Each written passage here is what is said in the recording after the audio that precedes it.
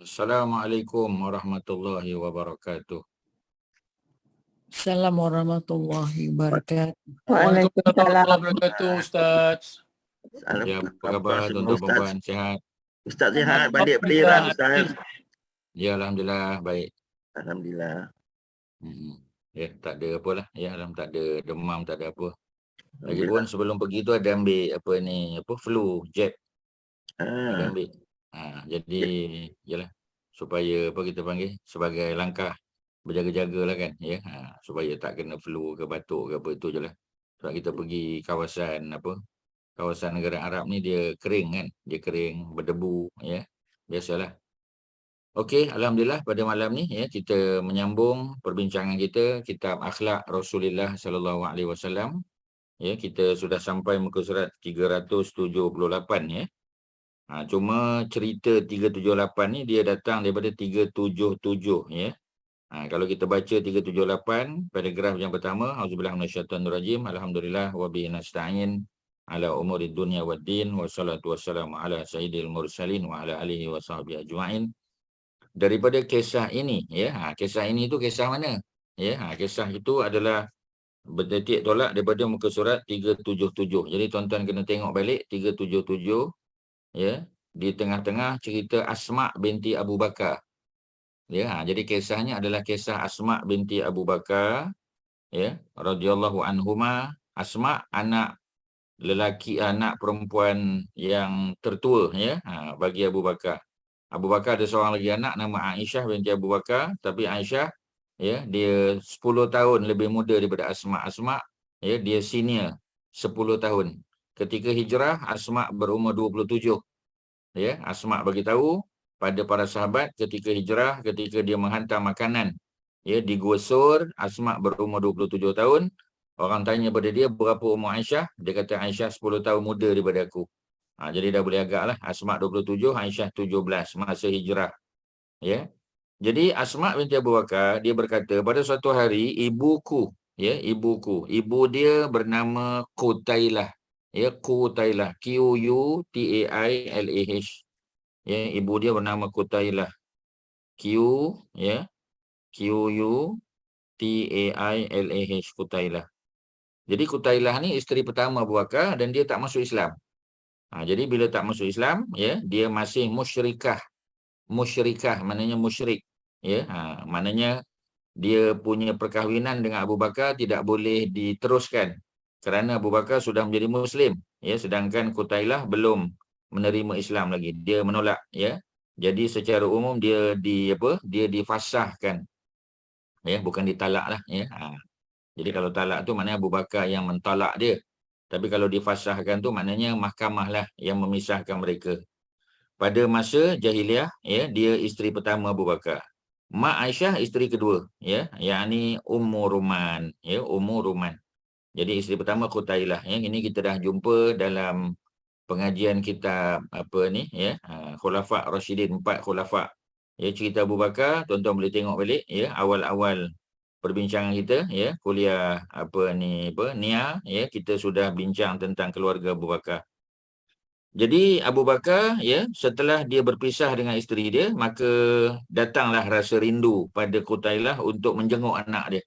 Ya, anak perempuan dia. Biasanya mak dengan anak perempuan dia rapat kan. Jadi Qutailah datang kepada aku, kata Asma, dengan membawa hadiah. Ya, minyak samin ya. Minyak samin maknanya minyak apa tu? Ya. Minyak samin tu minyak apa yang kita buat, kita panggil ya. Yang kita buat nasi ya, nasi Arab lah biasanya ya. Minyak samin. Minyak apa tuan-tuan ya? Minyak samin ni minyak apa perempuan yang buat nasi Arab tu? Minyak sapi lah ya. Kita kata minyak sapi ya, ataupun nasi minyak kan ya, minyak sapi. Jadi dia bawa minyak sapi, dia bawa anggur dan dia bawa keju. Maknanya ni semua makanan-makanan yang halal. Ya, sebab tak ada orang campur benda tak elok lah ya dalam minyak sapi tu. Campur daging khinzir ke apa tak ada. Ya, anggur buah-buahan, keju juga daripada apa kita panggil dairy product. Jadi aku melarangnya ya, aku tu maknanya Asma, dia larang mak dia masuk rumah. Dia kata tak boleh. Pasal mak masih musyrik, tak boleh masuk. Dan hadiah-hadiah yang mak dia bawa tu pun dia tolaknya. Ya, mana boleh tuan-tuan ya. Walaupun mak kita tu belum menerima Islam, kita tidak boleh memperlakukan dia macam tu. Ya. Kemudian aku mengirim utusan untuk menemui kakakku, bukan kakak, adik. Ya, adik perempuanku, Aisyah. Supaya Aisyah boleh bertanya kepada Rasulullah tentang masalah ni. Jadi maknanya dia buat dulu baru ditanya. Ini kita punya keadaan lah selalu ni. Ya. Orang Melayu ni selalu macam tu. Dia buat dulu, ya, lepas tu dia stumble. Bila dia stumble, baru dia tanya. Apa hukum ni? Saya ni dah terbuat lah Ustaz. Tu biasa tu. Ya, kita selalu macam tu. Patutnya sebelum kita buat, kita tanya dulu. Ya. Jadi mungkin ini kali pertama lah kan. Ya, sebab sebelum ni dia duduk bersama dengan mak dia. Jadi mak dia setelah beberapa ketika, mak dia datang dan dia tak mau terima mak dia tu. Jadi Aisyah pun tanya kepada Nabi. Ya. Setelah masalah ni disampaikan kepada Nabi, Nabi jawab, hendaklah ya ia mempersilakan ibunya. Jadi Asma kena mempersilakan ibunya masuk ya dan terima hadiah yang dibagi, sebab hadiah tu tidak mengandungi perkara yang diharamkan. Ya, boleh tak orang kafir bawa hadiah untuk kita? Boleh lah. Tapi tujuan dia apa? Ya, tujuan dia kasih sayang. Ya, mak bagi pada anak kan? Ataupun anak bagi pada mak. Ya, yang tak boleh itu kalau rasuah tak boleh lah. Ya, toke Cina bagi pada kita untuk kita meluluskan ya dia punya permohonan lesen ke kontrak ke apa semua sebagainya. Itu lain tuan-tuan ya. Itu semua orang boleh jawablah soalan tu. Kemudian Allah Subhanahu Wa Taala pun menurunkan ya ayat yang berikut. Ya, ada 2 ayat yang diturunkan ya. Ayat ini berada di dalam surah Al-Mumtahanah. Ya, Mumtahanah ni adalah satu surah yang cerita tentang masalah yang dihadapi oleh orang perempuan. Ya, masalah dengan suami, masalah dengan ahli keluarga, ya. Daripada ayat yang ke-8 dan ke-9 ada 2 ayat kita sudah baca, kita ulang balik. Auzubillahi minasyaitonirrajim. Turun ayat tuan-tuan, ya. Sebab benda tu belum pernah berlaku lagi. Jadi bila berlaku maka turun ayat. Auzubillahi minasyaitonirrajim. La yanhaakumullah. La tidaklah, ya. Yanhaakumullah. Allah tidak pernah melarang. Yanhaakum, ya, daripada naha yanha. Ya, Allah tidak pernah melarang kamu anil lazina lam yuqatilukum. Jadi Allah tidak pernah melarang kita daripada ya orang-orang yang tidak memerangi kamu. Jadi kalau orang tu tak perang dengan kita, ya maknanya dia tidaklah ya meruntuhkan masjid kita ataupun dia tidaklah ya apa kita panggil ya membunuh orang Islam. Yang ini perkara ini berkaitan dengan agama, fiddin dalam agama. Ya, dia tak pernah kata azan tak boleh, ya, dia tak pernah kata orang Islam tak boleh sembahyang Jumaat, ya. Sebab ada juga ya kita dengar syarikat-syarikat tertentu yang bukan Islam, dia tidak membenarkan pekerja-pekerja lelakinya solat Jumaat pada hari Jumaat. Kalau macam tu kita kena laporlah pada pihak berkuasa. Ya, kita tak boleh ambil tindakan ya, tapi kita boleh melaporkan, ya. Melaporkan boleh. Jadi apa yang berlaku? Yang berlaku ialah kita laporkan. Jadi adakah ya orang yang tidak yang bukan Islam tu, kalau dalam konteks Malaysia ni maknanya orang India ya, maknanya agama Hindu, agama Buddha, agama Sikh ya dan sebagainya. Jadi agama-agama ni ya ataupun Kristian, adakah dia memerangi kita pada agama? Tidak. Walam yukhrijukum min diyarikum, dan mereka tidak menghalau kita keluar daripada kampung kita. Ya, contoh kita dah duduk elok di satu tempat ya, dia nak ambil tempat tu.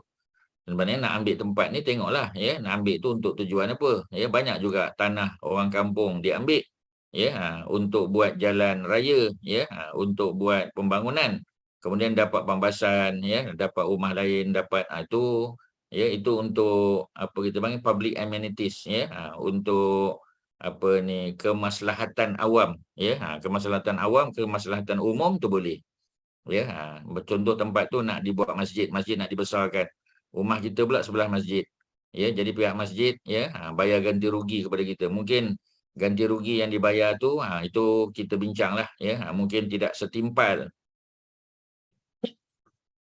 Pampasannya mungkin tidak setimpal kita kata ya. Kalau pampasan tidak setimpal itu kita discusslah ya. Itu bukan masalah. Islam kita kata macam mana ni Islam, kita ambil tanah ya.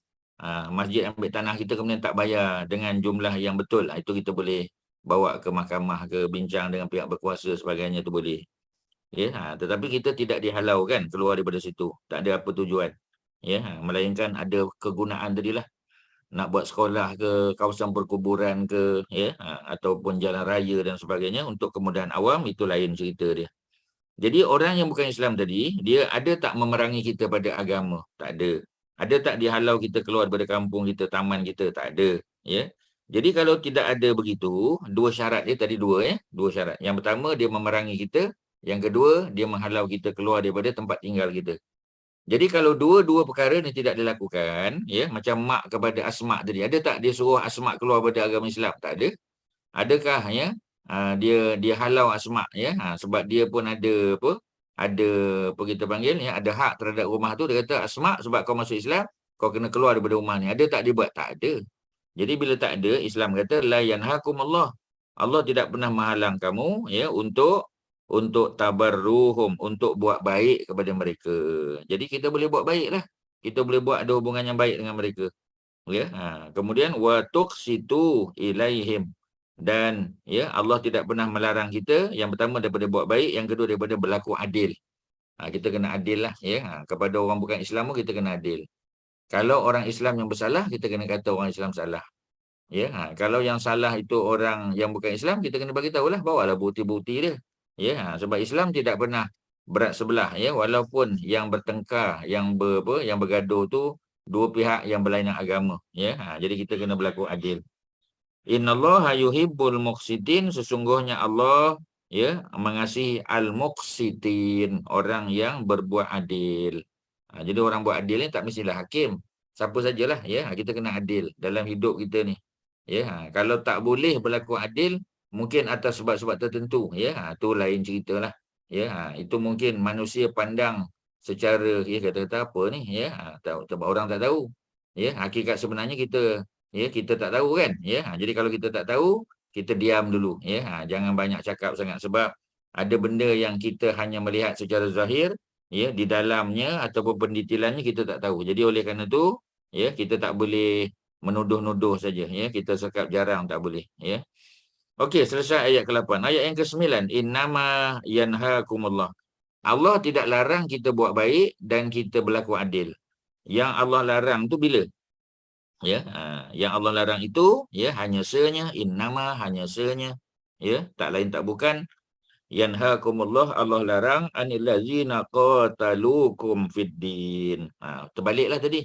Ya, Allah tak larang kalau mereka tidak memerangi kita. Tapi kalau mereka memerangi kita pada agama, ya, maka kita tak boleh, ya, berbuat baik dah dengan dia. Tak boleh dah berlaku adil pada dia, ya, kerana dia tidak berlaku adil pada kita, so kita kena balas. Kita kena bawa kes tu ke mahkamah, fight, ya, di mahkamah dan sebagainya. Yang kedua, wa akhrajukum min diyarikum, ya. Bukan sekadar dia tidak apa kita panggil, ya, bukan sekadar dia tidak dia memerangi kita pada agama, dan dia juga, ya, dia juga mengeluarkan kita daripada kampung halaman kita. Kemudian wa zaharu ala ikhrajikum, ya, dan mereka membantu. Kadang-kadang dia tak halau tapi dia bantu orang. Ya, dia bagi maklumat, dia jadi spy contoh, ya, dia jadi tali barut. Ya, macam dulu zaman penjajah Inggeris, ya, zaman Jepun dan sebagainya. Orang Melayu jadi tali barut. Ya, jadi kalau dia terlibat, maka tak boleh kita buat baik dengan dia dah, dan tidak boleh berlaku adil lah. Ya. Kemudian apa dia? Ya, antawallauhum, ya. Jadi tak boleh kita kita panggil, ya. Tidak boleh kita berlaku adil lagi dengan mereka, ya, sebab dia dah usir kita. Ya, jadi mereka ini orang yang terlibat, ya, di dalam membantu orang lain untuk menghalau kita, ya. Wa may yatawallahum, ya, jangan kamu lantik mereka sebagai pemimpin, tak boleh. Ya, orang bukan Islam tadi, ya, kita tak boleh lantik dia sebagai pemimpin kalau sikap dia dua tadi. Tapi kalau dia tidak ada sikap dua tadi, malah kita tengok dia lagi adil, dia lagi bertimbang rasa, ya. Jadi macam kita sebut jiran dulu kan, ya. Jiran sebelah rumah kanan orang Islam, jiran sebelah kiri orang bukan Islam.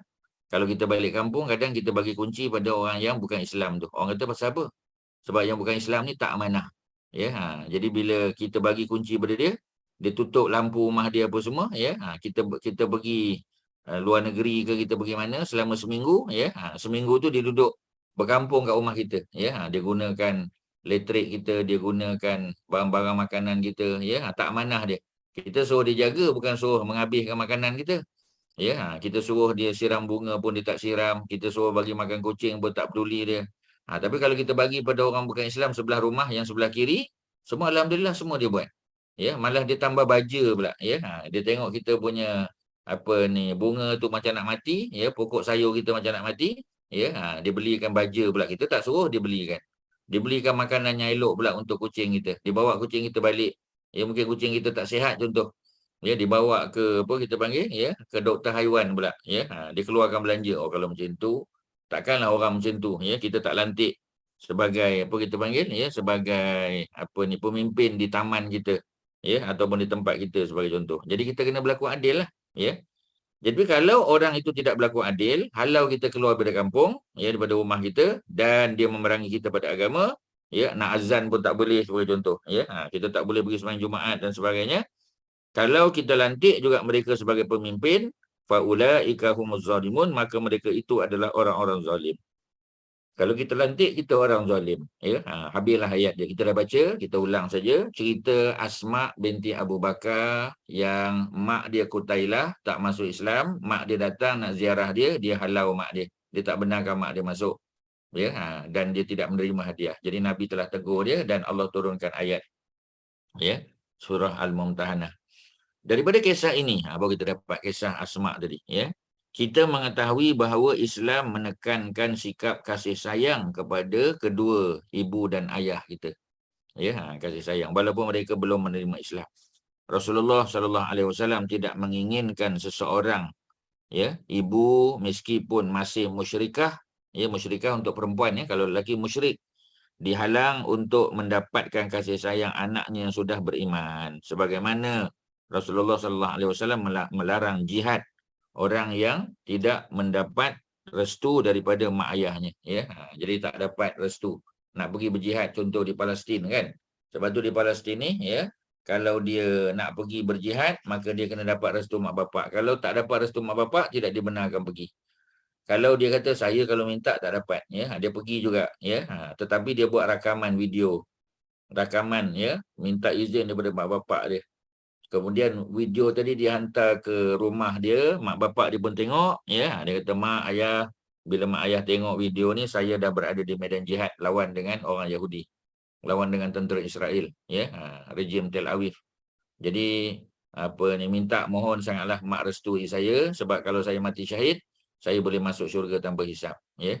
Jadi kalau mak dia dan bapak dia tak restu, maka dia tertangguh, ya, di sebuah tempat yang namanya Al-A'raf. Al-A'raf itu, ya, di antara syurga dan neraka. Orang yang kita kata ada, ya, dia punya hal yang tidak selesai di dunia, ada lagi outstanding file, ada lagi outstanding, ya, account yang tidak membolehkan dia masuk syurga walaupun dia mati syahid. Dia tertangguh, ya. Mati syahid tu patutnya, ya, yadkhulunal jannah bighairi hisab. Mereka masuk dalam syurga tanpa hisab. Tetapi tak boleh kerana mereka tidak mendapat restu mak bapak. Mana pentingnya. Hal ini menunjukkan betapa besar perhatian dan penghormatan Islam terhadap ibu bapa, ya. Kita stop dulu di situ, minta tuan-tuan bertanya soalan kalau ada, ataupun ada apa-apa silakan.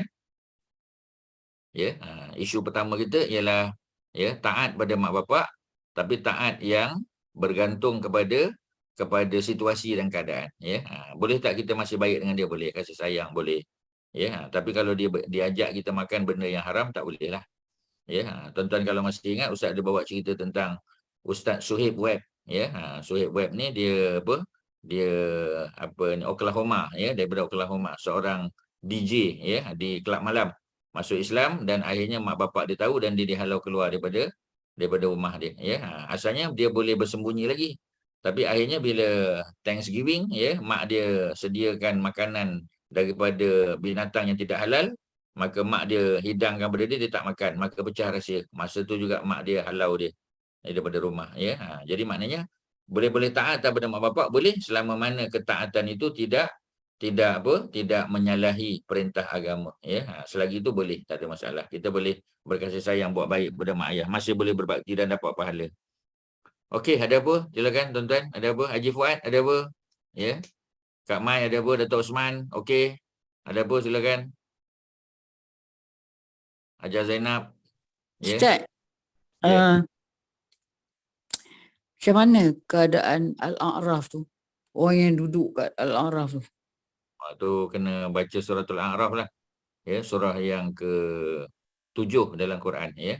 Ada cerita tentang orang yang ditangguhkan masuk syurga. Mereka ni layak masuk syurga tapi ditangguhkan, ya, kerana ada file yang outstanding masa di dunia, ada akaun yang outstanding lagi.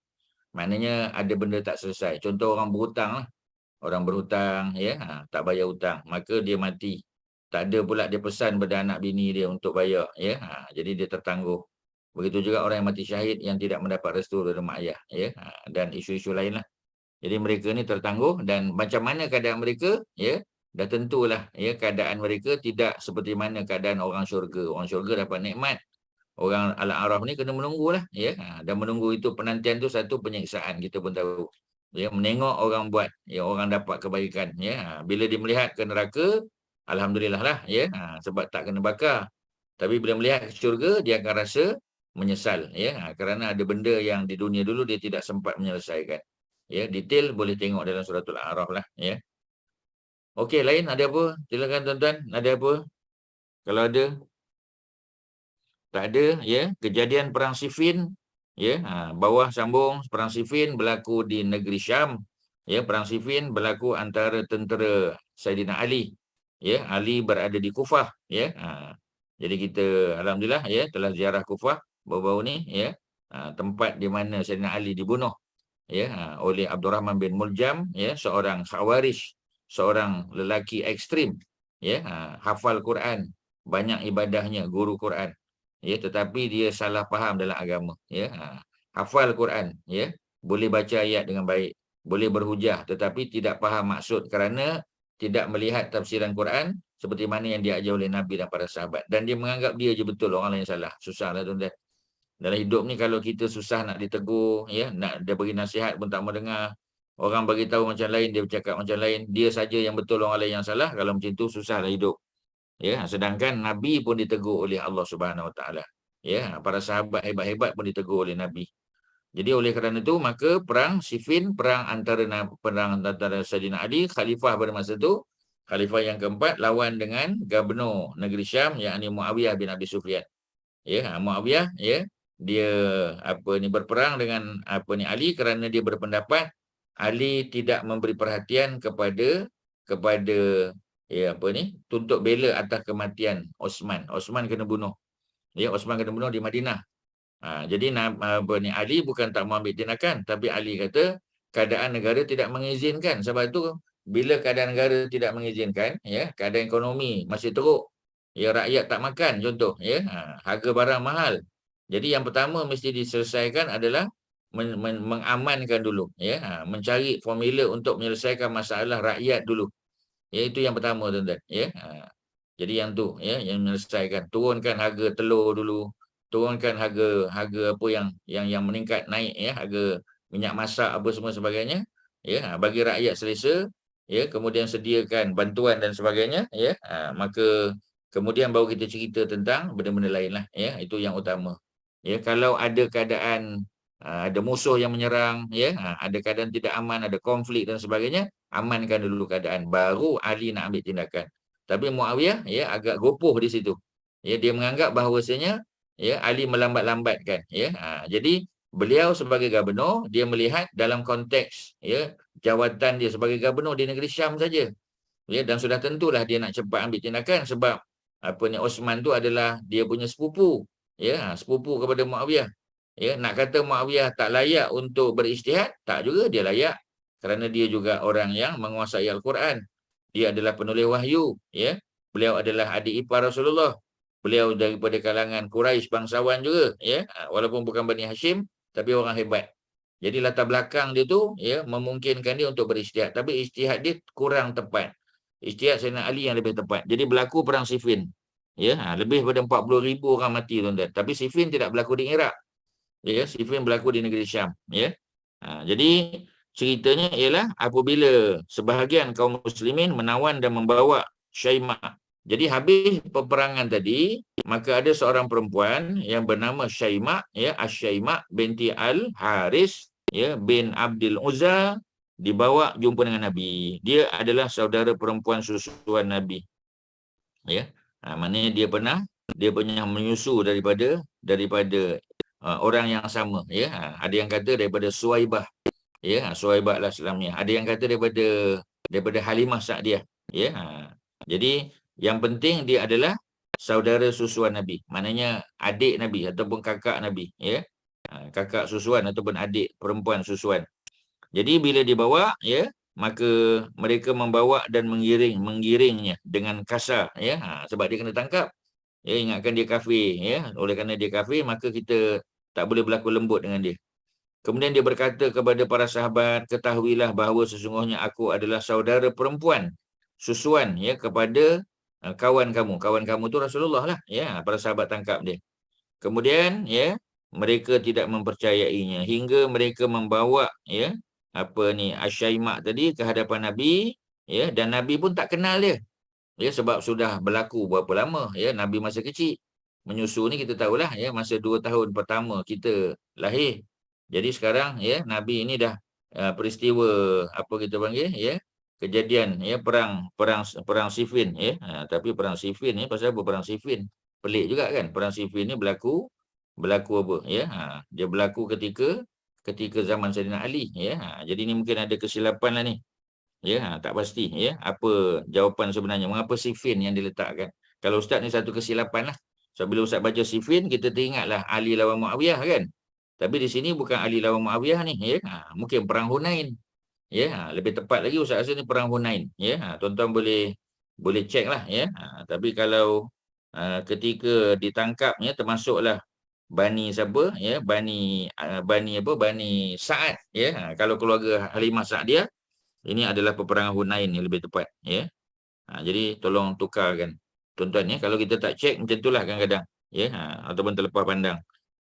Jadi dia bila dibawa dengan kasar, maka dia mengaku sebagai saudara susuan Nabi, baginda, sebab baginda masih hidup, ya. Kalau perang Siffin berlaku zaman Saidina Ali, Nabi dah wafat. Jangan kata zaman Saidina Ali, zaman Abu Bakar pun Nabi dah wafat dah, ya. Ni dah lama sangat. Jadi ada salah ni, ya. Jadi apa yang berlaku ialah Nabi pun tanya. Nabi kata apa buktinya? Sebab Nabi pun dah tak kenal lah. Sebab perang Hunain ini berlaku tahun yang ke-8 Hijrah. Ya, 8 Hijrah, ya. Masa Nabi menyusu tu Nabi daripada umur 1 tahun hingga 2 tahun.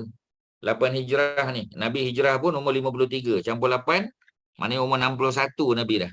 Ya, 61. Maknanya dah hampir 60 tahun yang lalu. Macam mana nak ingat? Ya, lepas tu, ya, kita kata manusia ni sudah tentulah berubah wajah dia. Ya, dah umur 60 dah mesti berubah wajah dia. Jadi apa buktinya? Ya, dia berkata gigitanmu pada belakang aku. Ya, ni tak tahu masa kecil-kecil dulu, ya, Nabi bergurau dengan dia mungkin, ya, bergaduh ke apa, ya, Nabi ada gigit, ya. Jadi tak tahu, tak ada detail dia, ya, tapi macam itulah, ya, maksud dia kemungkinan. Kemudian baginda mengetahui, ya, alamat atau petanda yang membuktikan kebenaran pengakuan Asyaimak. Nabi ingat balik. Dulu memang, ya. Jadi macam mana dia boleh tahu? Ya. Dan baginda pula membentangkan ridak beliau. Ridak ni maknanya Nabi punya kain, ya, kain kita panggil macam kain serban tu, ataupun kain yang digunakan untuk selimut, ya, pada musim sejuk, ya, ataupun boleh digunakan juga sebagai kain hamparan, ya, boleh guna juga sebagai kain serban, ya, ghutrah, ya. Di sini ridak, ya. Cuma ridak ni orang Malaysia biasa pakai sebelah aja. Ya, tapi kalau kita tengok dalam hadis-hadis Nabi pakai dua-dua belah. Ya, Nabi tak sebelah. Ya, apa fungsi sebelah pula kan? Ya, jadi Nabi pakai dua-dua belah. Mana Nabi letak di dua-dua bahu, bukan di satu bahu. Itu dalam kitab Syama'il Muhammadiyah sebut. Ya, jadi kalau tuan-tuan ada dengar maklumat tentang, ya, letak sebelah tu bagi tahulah, ya. Tapi setakat ustaz punya bacaan dan kajian, ya, dia letak di dua-dua belah sebab tujuan dia untuk menjadi selimut, ya. Kalau sejuk boleh juga dijadikan sebagai sebagai hamparan untuk solat, ya, untuk berbaring, untuk duduk, ya, untuk ya, untuk dijadikan serban, ya, ditutup muka kalau berlaku sandstorm, ya, dan sebagainya. Jadi, ya, Nabi pun bentangkan ridak Nabi dan dudukkan, minta, ya, Syaimak duduk di atasnya. Kemudian baginda memberi pilihan seperti berikut. Nabi pun bagi pilihan sebab dia tak masuk Islam lagi. Ya, Nabi pun offer dia. Ya, jadi offer Nabi itu apa dia? Ya, Nabi kata, ya, in ahbabti, ya, kalau kamu suka, ya, if you like, kalau kamu suka, ya, aqamti indi, kamu boleh duduk, kamu boleh tinggal bersama aku. Maknanya duduk di Madinah. Ya, tinggal di Madinah. Nabi sediakan tempat tinggal untuk dia. Mahabbatan, ya, dalam keadaan yang disenangi. Maknanya duduk di Madinah, orang kenal dia, saudara susu Nabi, mulialah dia. Ya, disayangilah, orang pun suka dengan dia. Wa mukarramatan, dan dimuliakan. Kalau dia nak duduk di Madinah, Nabi boleh sediakan tempat, dan sudah tentu ramai orang akan sayang dengan dia, dan dia akan dimuliakan sebab dia keluarga Nabi. Ya. Wa in ahbabti an ummati aki. Kalau kamu suka untuk aku memberikan mata ataupun apa kita panggil, ataupun pampasan, sebab bila dia kena tangkap, hartanya pun kena ambil. Dia pun kena tangkap. Jadi dah jadi hamba dah. Kemudian dia punya harta kalau dibawa, kambing ke lembu ke apa sajalah, unta dan sebagainya pun dirampas. Wa tarji'i ila qaumiki, fa'altu. Kalau kamu hendak aku bagi balik pampasan, maknanya pulangkan balik apa yang dah ditangkap tadi. Macam Bani Mustalik kan, perang Bani Mustalik, ketika mereka ditangkap, kemudian salah seorang daripada anak perempuan ketua Bani Mustalik, Sofiyah binti Al-Haris. Jadi beliau dikahwini oleh Nabi, beliau dibebaskan, dikahwini oleh Nabi. Maka para sahabat yang menangkap keluarga dia, keluarga Sofiyah tadi, telah membebaskan keluarga Sofiyah, bapa dia, adik-beradik dia, saudara mara dia, sebab Nabi dah ambil dia sebagai isteri. Bila Nabi ambil dia sebagai isteri, adik-beradik dia jadi ipar Nabi, bapa dia jadi mertua Nabi, mak dia jadi ibu mertua Nabi. Jadi oleh kerana itu, maka Nabi sudah mempunyai hubungan saudara dengan mereka. Jadi sebab tu para sahabat kata, nak buat apa kita tangkap mereka, lepaskan. Bila lepaskan, bagi harta sekali, bayar balik. Umati aki wa tarji'i ila qaumiki, dan kau boleh balik kepada kaummu. Fa'altu, pasti aku akan buat. Jadi Nabi bagi dia dua pilihan. Nak stay di Madinah, duduk di Madinah, dia akan jadi orang yang disayangi dan mulia, ataupun kalau dia tak nak, dia boleh balik ke tempat dia. Nabi izinkan, dan Nabi bagi balik pampasan atas apa yang telah diambil sebelum ni dalam peperangan. Kemudian Asyaimak berkata, aku memilih pilihan yang kedua. Mana dia tak nak duduk di Madinah, tak nak masuk Islam. Yakni anda memberikan kompensasi, mana compensation, hadiah kepadaku dan mengembalikan aku kepada kaum aku.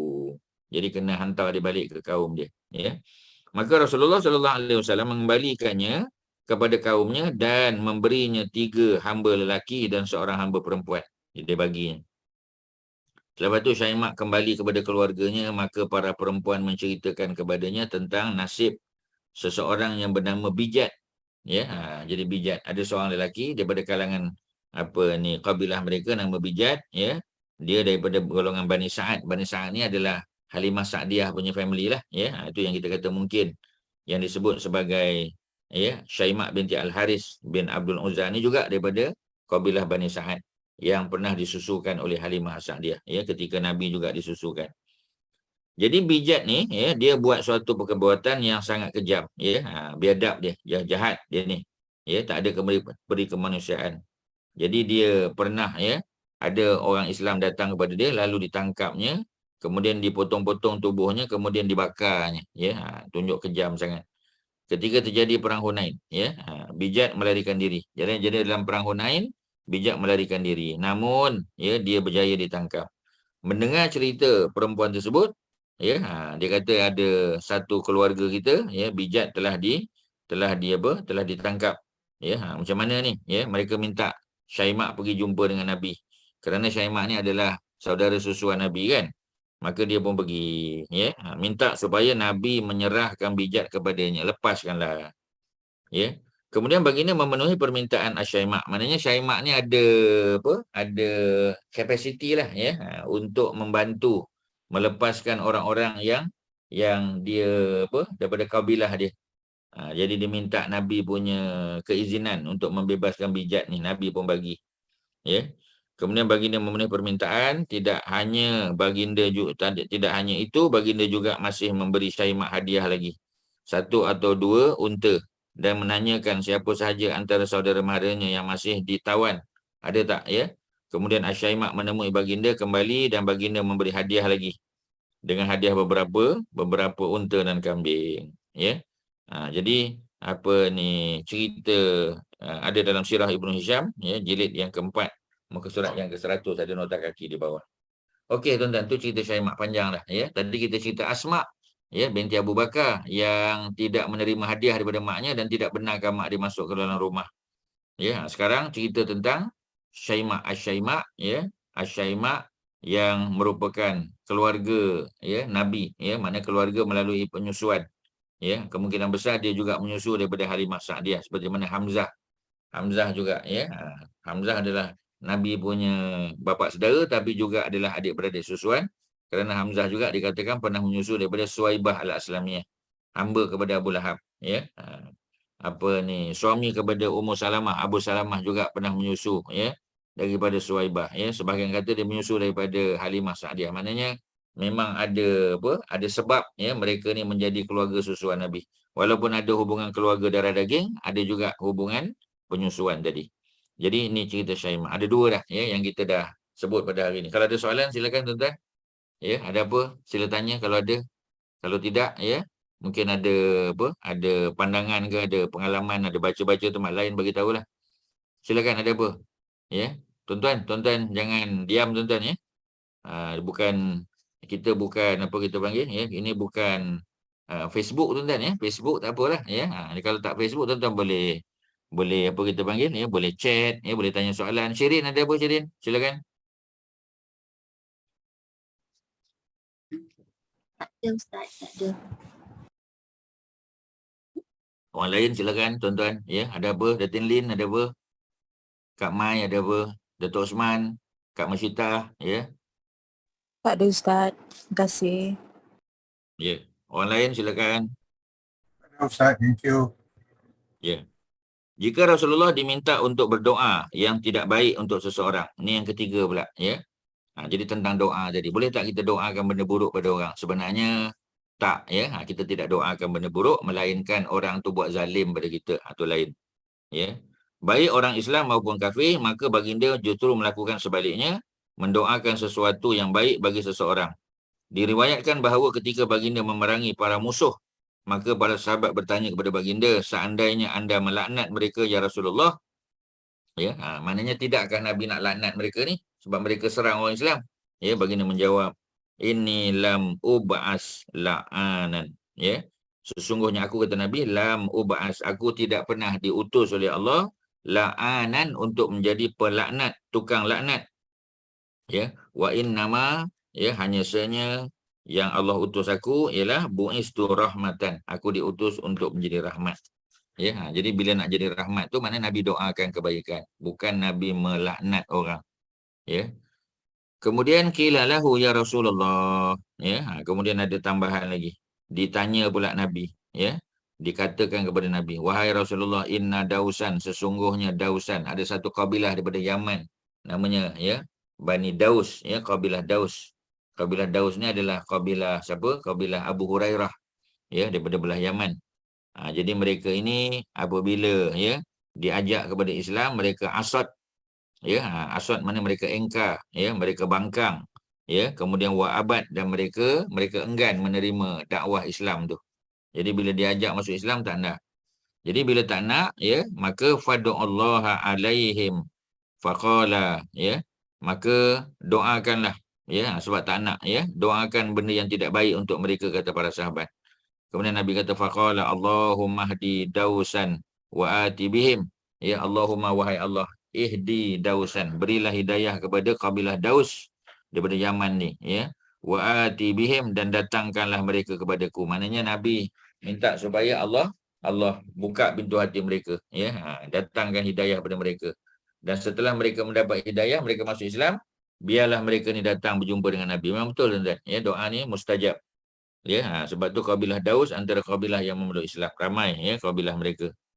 Jadi Nabi juga tidak pernah memukul seseorang dengan tangan baginda. Nabi tak pernah pukul orang, tampar ke terajang lagi lah, ya. Kecuali ketika berada dalam medan jihad. Dalam medan jihad memanglah Nabi berlawan pedang lah, ya. Kemudian baginda tidak diberi pilihan kecuali baginda akan memilih yang paling mudah. Jadi kalau Nabi dapat pilihan ada dua, ya. Yang mana yang lebih mudah, ya, aisarahuma fakhtar, ya, lalu pilihlah aisarahuma, yang lebih mudah daripada duanya, bukan yang lebih murah, yang lebih mudah, ya. Yang lebih mudah tu macam mana kita kata, ya, apa sajalah yang membolehkan kita untuk mengambil kemudahan, tapi jangan bermudah-mudah ya. Kadang-kadang kita ni ambil peluang sangat. Ya, kita kata walaupun boleh jamak, boleh qasar, tapi asal keluar aja walaupun tak jauh ya nak jamak qasar. Jadi tak boleh lah. Ya, ada dia punya syarat-syarat dia paling kurang dalam mazhab fiqh Syafi'i disebut 80 km atau 81 km. Maknanya kita tak boleh ya, mentang-mentang boleh jamak qasar, boleh dia kata ya 40 km, 30 km dah jamak qasar. Tak patutlah. Ya, jangan terlalu beringan-ringan. Ya, walaupun adalah pendapat yang kata macam tu kan. Tapi kita ambil pendapat majoriti ya, terutama daripada kalangan ahli fiqh yang mengatakan bahawasanya untuk ya menentukan sesuatu jarak ya, dia mesti ada definition dia. Ya, we have to go by definition. Kalau dia tak fit into the definition, kita tak bolehlah kata boleh jamak boleh qasar melainkan orang sakit. Ya, orang sakit pun hanya boleh jamak tapi tak boleh qasar. Kerana qasar memerlukan perjalanan lebih daripada 81 km. Ya, ataupun lebih kurang lah ya, dekat-dekat 81 km. Tetapi kalau tidak ada musafir, maka yang boleh hanya qasar, hanya jamak. Jamak itu pun ya kita kata tak boleh semua benda dijamak, hanya zuhur dengan asar, maghrib dengan isyak. Tak boleh kita kata nanti malam nanti ya, lepas isyak nanti barulah kita qada semua solat. Ataupun pagi-pagi subuh ya dia siap sembahyang siap dah. Subuh lepas subuh dia sembahyang zuhur asar dan maghrib isyak. Sampai satu hari tak payah buang masa dia kata. Ya, tak boleh. Janganlah bermudah-mudah sangat sehingga ya melakukan sesuatu yang tidak ada petunjuk daripada Nabi. Ya, bahaya tuan-tuan. Okey. Jadi kalau Nabi diberi pilihan, Nabi pilih yang paling mudah ya. Kecuali baginda akan memilih yang paling mudah ya antara pilihan yang ada selama hal itu tidak termasuk kategori dosa atau yang dapat memutuskan tali persaudaraan. Jadi tak boleh. Dalam doa pun tak boleh minta sesuatu yang bersifat dosa, tak boleh. Ya, begitu juga tidak boleh meminta sesuatu ya sehingga memutuskan silaturahim, tak boleh. Kita tengok ada orang tu baik sangat dengan isteri dia, kita pun doa ya Allah ya, cerai beraikanlah perkahwinan dia, tak boleh ya. Kita tengok mak tu baik sangat dengan anak dia ya, memang saling sayang menyayangi lah. Ya, kita pun doa supaya mereka terpisah jadi bergaduh sebagainya, tak boleh. Ya, itu semua doa-doa yang dilarang tuan-tuan ya. Begitu juga doa untuk minta sesuatu secara segera pun tak boleh tuan-tuan ya. Dari segi apa kita panggil ya, dari segi apa istilahnya, dari segi ciri-ciri doa, adab-adab berdoa tidak boleh minta segera ya. Kita boleh minta dan Allah yang bagi ya. Cuma kita kata ya Allah ya, sebab tu kita kena minta tu awal ya, segera tu maknanya tak minta langsung ya. Rizak nak keluar besok, Rizak exam ya, baru malam ni nak minta. Jadi malam ni minta tu sebenarnya adalah permintaan yang telah kita minta sebelum ni. Maknanya masa sebelum exam tu dah minta dah, dipermudahkan urusan ambil exam, dimudahkan jawab soalan ya, doa lagi sampailah 3-4 bulan lepas tu exam punya result baru keluar. Tidaklah malam nak result keluar baru kita minta. Ya Allah, anak aku akan ambil keputusan besok, bagilah dia keputusan begini ya. Minta pun last minute je. Ya, peringkat awal tak minta. Jadi kita minta awal supaya tidak menjadi sebab untuk doa kita ditolak. Kerana istijal tu maknanya minta disegerakan. Jadi jangan minta disegerakan, tetapi minta awal supaya cukup masa ya untuk diproses lah ya. Memang Allah tidak memerlukan proses. Ya, Allah boleh jadikan sesuatu kun fayakun saja. Tetapi sebagai manusia ya, kerana kita manusia ada proses dia. Kita minta lebih awal, memudahkan ya. Last minute minta lagi. Tapi bukanlah baru minta last minute tu, dah minta awal-awal lagi ya. Okey, itu cerita tentang apa? Tentang ciri-ciri doa. Tak boleh minta benda yang berdosa. Ya, minta ya. Kemudian tidak boleh minta sesuatu ya sehingga memutuskan tali persaudaraan di antara di antara adik-beradik, antara mak dengan anak, bapa dengan anak dan sebagainya, tak boleh. Rasulullah SAW merupakan tokoh yang terkenal sangat menyayangi dan bersikap ya lembut terhadap kanak-kanak. Ini satu lagi, Nabi dengan kanak-kanak ya. Kita kadang-kadang dah jadi orang agama ni dengan kanak-kanak pun tak ada mesra dah. Ya, tak ada dah gurau-gurau, tak ada. Cuba tengok Nabi. Baginda selalu mengajak kanak-kanak bermain, bersenda gurau dan mendudukkan mereka di atas pangkuan baginda. Kalau tidak, tak adalah isu ya, kisah bagaimana seorang kanak-kanak lelaki yang berumur kurang daripada 2 tahun tidak makan sesuatu melainkan susu ibunya, buang air kecil ya di pangkuan Nabi. Sebab apa buang air kecil di pangkuan Nabi? Kerana Nabi pangku dia lah. Ya, itu bukti dia. Jadi Nabi bersenda gurau dengan mereka. Diriwayatkan bahawa suatu ketika baginda mengajak bermain Abdullah dan Ubaidillah. Abdullah dan Ubaidillah. Tak tahu, dia tak sebut anak siapa. Tapi Nabi ada apa? Nabi ada apa kita panggil? Nabi ada sepupu, pangkat sepupulah, nama Abdullah dan Ubaidillah. Abdullah abang, Ubaidillah adik. Tapi tak disebut siapa. Abdullah bin Jahash ke, ataupun Abdullah bin Abbas ke. Tapi kalau dari segi kecil, Abdullah bin Abbas lah. Abdullah bin Abbas tu lagi kecil, 13 tahun masa Nabi wafat. Mana dia dengan Nabi beza 50 tahun. Dia ada adik nama Ubaidillah, dan anak-anak bapa saudara baginda yang lain. Maknanya anak Saidina Abbas, anak Hamzah dan sebagainya. Baginda membariskan mereka dan bersabda, sesiapa yang paling cepat sampai kepadaku, maka baginya suatu hadiah. Mereka duduk depan, Nabi suruh mereka datang berlari. Siapa yang nombor 1, maka Nabi akan bagi hadiah. Kemudian mereka pun berlari menuju kepadanya dan duduk di atas dada baginda. Baginda mencium mereka serta berada bersama dengan mereka. Ketika Ja'far bin Abi Talib terkorban dalam perang Mu'tah, perang Mu'tah di Jordan, zaman Nabi, Nabi memberikan siaran secara langsung. Nabi bagi live telecast. Peperangan berlaku di Mu'tah, Jordan. Nabi duduk di Madinah, tapi Allah buka hijab. Nampak apa yang berlaku, tuan-tuan. Macam kita tengok bola sekarang lah. Kita tengok pertandingan bola sepak, apa kita panggil, yang berlaku di Qatar, di Doha, di stadium sana. Jadi berlaku pula, kita kata waktu yang berbeza 5 jam dengan kita. Sebab tu kita tengok di Malaysia bola ni mana pukul 2 pagi, pukul 3 pagi, jadi maknanya ada beza waktu dengan kita lah.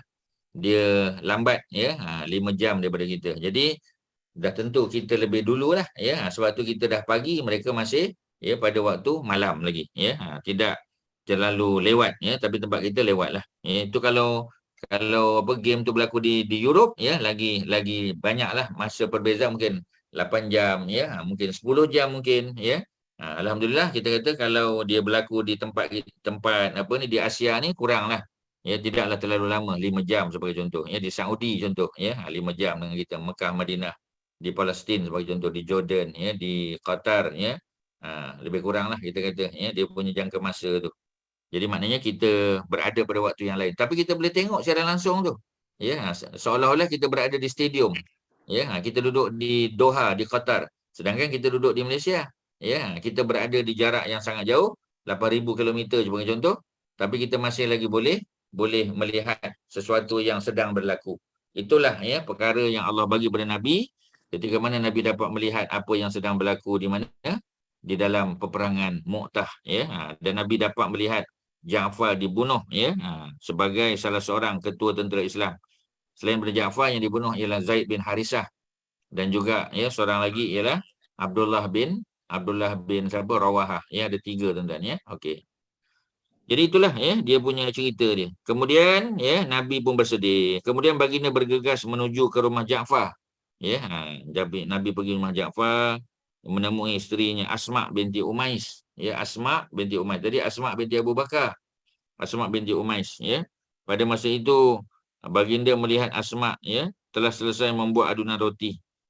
Memandikan anak-anaknya, membersihkan dan memberinya minyak. Baginda, kemudian baginda bersabda kepada Asma, datanglah kamu kepadaku bersama dengan anak-anak Ja'far. Bawa anak Ja'far. Nabi nak bagi briefing tentang kematian Ja'far. Ketika Asma datang kepada baginda sambil membawa anak-anaknya, maka baginda terus mencium mereka dengan kedua-dua mata yang basah, berlenangan air mata. Lalu Asma berkata kepada baginda, sungguh apa sebenarnya yang membuat engkau menangis? Mayu bekika ya Rasulullah. Apakah telah sampai kepada engkau sesuatu berita tentang Ja'far? Memang Nabi dapat tengok. Nabi tak perlu didatangkan berita, Nabi dapat melihat dengan mata kepala baginda. Sebab Allah buka hijab. Kemudian, apa yang berlaku? Yang berlaku ialah baginda bersabda, benar, mereka telah terbunuh pada hari ini. Mati dah termasuk Ja'far. Air mata pun jatuh berlinangan dari kedua mata baginda. Mendengar berita tersebut, Asma menjerit dan menangis. Jadi orang Arab dia agak ekstrim sikit. Sebab tu Nabi peringkat awal tidak benarkan perempuan ziarah kubur. Kemudian Nabi kata, al-an fazuruha. Nahaitukum an ziaratil kubur. Aku pernah larang kamu daripada ziarah kubur dulu zaman jahiliah ataupun zaman awal masuk Islam, Nabi pernah larang. Wal-an, akan tetapi sekarang fazuruha, maka ziarahilah. Tapi tuan-tuan kena faham, ya. Kita tak boleh faham hadis ni secara zahir je. Dulu aku pernah larang, sekarang ziarah lah. Ya, jadi hukum dia apa tu? Ya, sebab Nabi perintah kan. Nabi kata sekarang ziarah. Dulu aku pernah larang, sekarang ziarah. Jadi maknanya sekarang ni apa hukum ziarah kubur tu? Ya, jawab tuan-tuan, ya. Yang pertama wajib ziarah kubur. Yang kedua sunat. Yang ketiga harus, ya. Yang keempat makruh, yang kelima haram. Yang mana satu? Ya, tapi Nabi kata ziarah lah, ya. Dah tentu perintah kan. Tapi adakah perintah ni perintah wajib? Adakah perintah sunat ataupun perintah harus? Yang mana satu? Tuan-tuan, yang mana satu? Ya, Kak Mariatun, daripada 3 perintah tu yang mana satu? Sebelum ni larang, sekarang boleh. Ya, jadi hukum dia apa sekarang? Sunat, Ustaz. Ya, Harus. ya. Jadi hukum ni harus. Sebab apa harus? Sebab apa tak sunat? Sebab mula-mula Kak Mariatun jawab sunat. Lepas tu tukar. Ya, Ustaz buat-buat tak dengar. Mula kata sunat, Ustaz pun. Ya. Tu saja tanya. Kak Mariatun pun tukar. Jadi harus. Harus, ya. Kalau Ustaz cakap itu kan, Kak Mariatun kata wajib pula. There must be reason for that. Apa sebab tuan-tuan? Sedangkan perintah, maka ziarahi. Sekarang ziarahilah. Ya, Kak Mariatun bagi 2 jawapan. Sama ada sunat ataupun harus. Yang mana satu? Yang mana satu tuan-tuan? Ziarah kubur ni. Ya. Sunat ke, harus ke, wajib ke apa? Datuk Osman, yang mana satu? Ya. Yang mana satu? Haji Mak Syah, yang mana satu? Ya, silakan. Saya harus. Harus, ya. Sebab apa? Pasal apa tak sunat? Ziarah kubur bukan mengingatkan pada mati, menyebabkan kita ada kesedaran. Bukan bagus ke? Bukan sunat ke? Tuan-tuan, ya. Bukan sunat. Ya. Kita buat tu dapat bagus. Kalau kita buat pun tak apalah kalau kita sedih sangat ke apa ke. Ya, okey. Haji Mak Syah? Saya harus je Ustaz, dan digalakkan juga. Kalau digalakkan dah jadi sunat dah. Tapi kalau harus maknanya nak pergi pun boleh, tak pergi pun boleh kan? Yang mana satu tu? Tuan-tuan kena buat satu keputusan. Saya masih Ya, harus tuan-tuan. saja. Ustaz, Harus, ya? harus Ya. sebab perempuan tak boleh pergi kan untuk masa hari pengebumian. Kalau penggebumian memang apa kita panggil memang tak boleh lah. Perempuan tak boleh pergi. Walaupun yang meninggal tu suami dia. Sebab apa? Sebab dia dalam iddah. Bila iddah haram keluar. Ya. Tapi biasanya orang perempuan tak peduli. Ya. Jadi sebab tu banyak orang buat sembahyang jenazah di rumah tuan-tuan. Kita dah cerita panjang kan.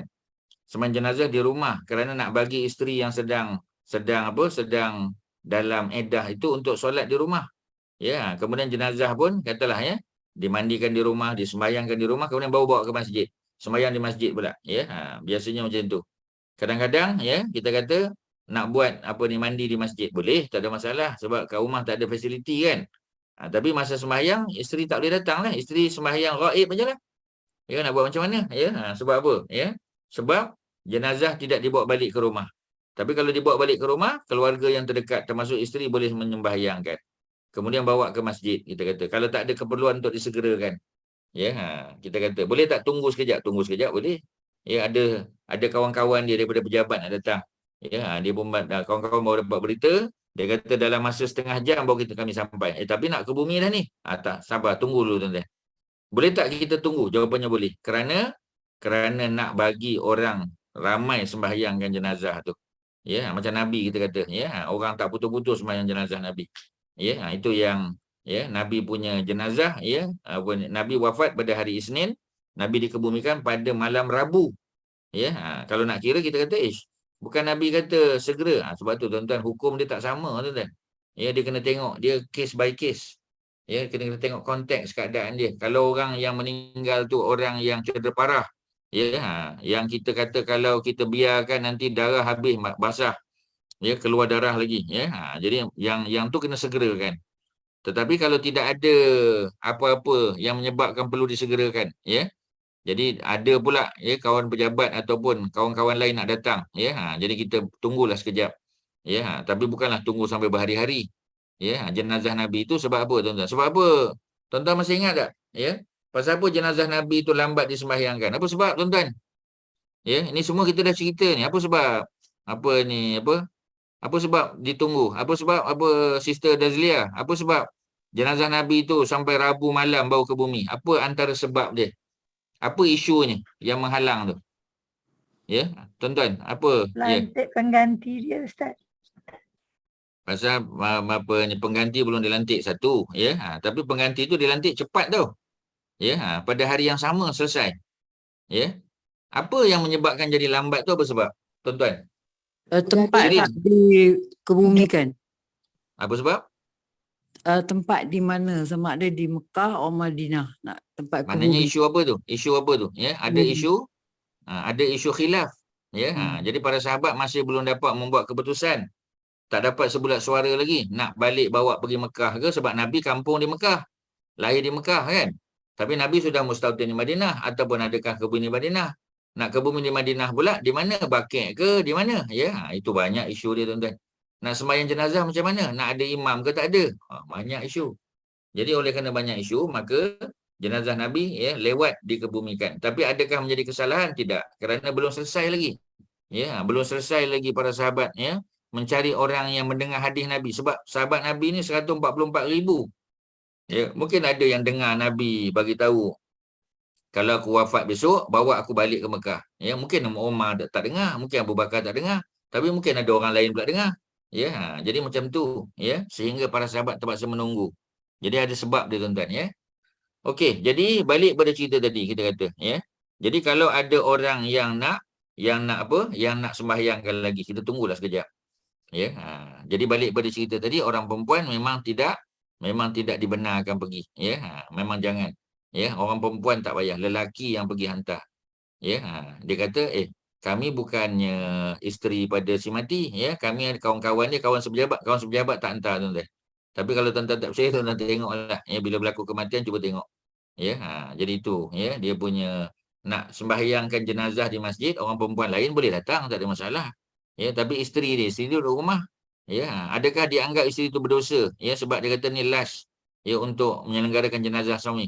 Isteri dia sudah selesai dia punya tanggungjawab terhadap suami itu. Dia dah khidmat untuk suami sepanjang suami hidup. Bila suami dia meninggal, ya, kalau ada orang lain yang boleh menguruskan jenazah, selesaikan orang lain.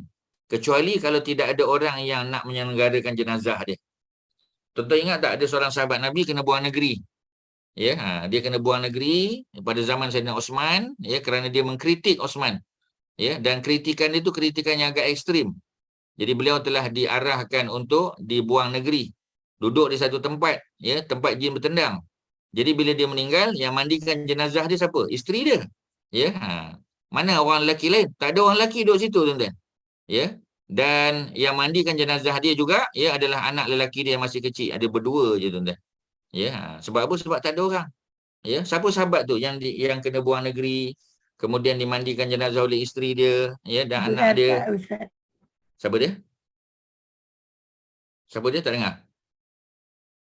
Kak Mariatun, siapa tadi? Kalau salah sorry Ustaz. Abu Darda. Abu dah betul, Dardak salah.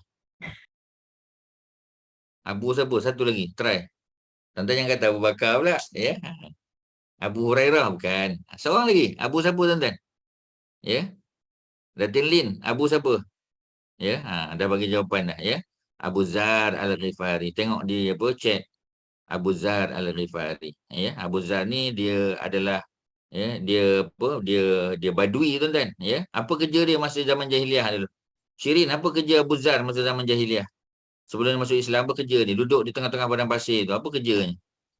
Lanun lah. Ustaz cakap lanun. Dia jadi lanun. Lanun padang pasir tuan-tuan.